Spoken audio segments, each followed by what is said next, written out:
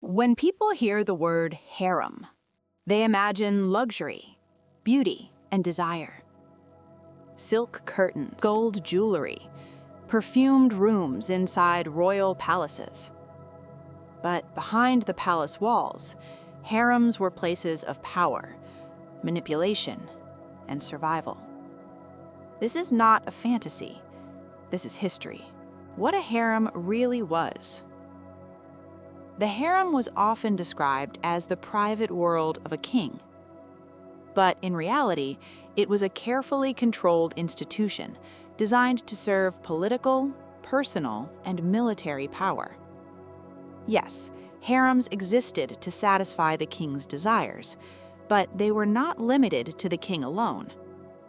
High-ranking soldiers, trusted generals, and powerful allies were often granted access as a reward for loyalty or as a tool to bind them closer to the throne.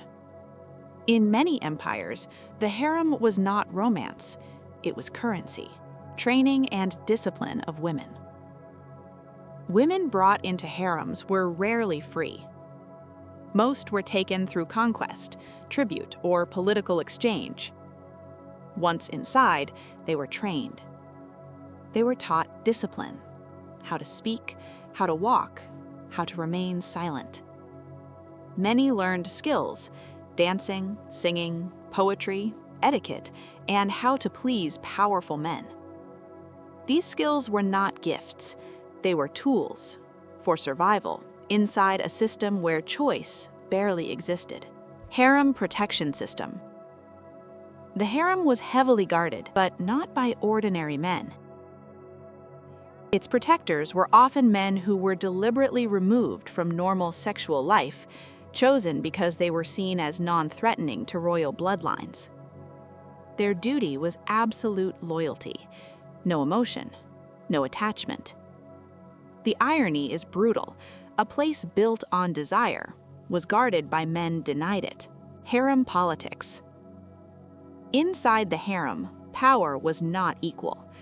Women were ranked: favorites, concubines, senior queens, mothers of heirs. Every smile mattered. Every whisper mattered. Alliances formed. Rivalries exploded. Sabotage was common. A woman's position depended on attention, on producing heirs, or on political usefulness. Love was dangerous. Silence was safer. Queens of defeated kings. When kings lost wars, their queens were often taken. These women, once powerful, were brought into the victor's harem. They were vulnerable, isolated, surrounded by enemies. Inside the harem, they were often manipulated by the ruling king and sometimes by existing queens. They were pushed to believe that submission meant safety, that intimacy meant survival, that bearing a child meant stability.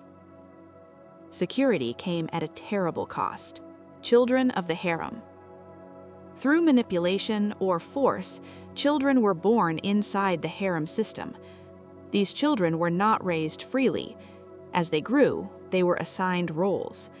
Some were trained as guards, future protectors of the harem itself. Some were shaped into soldiers, loyal only to the king, sent to fight wars in his name.